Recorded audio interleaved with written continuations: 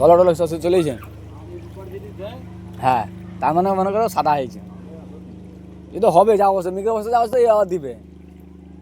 তানও জানে যে হলদাটা অনেকদিন সাদা করিনি। ওই দে সেও তো বলতে আছে যে হলদাকে সাদা করিনি ই করবো।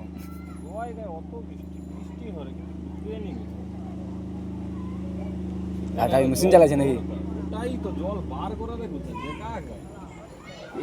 চারদিকে তো জল খাই, তাহলে জল যে বার করাতে কোথায়?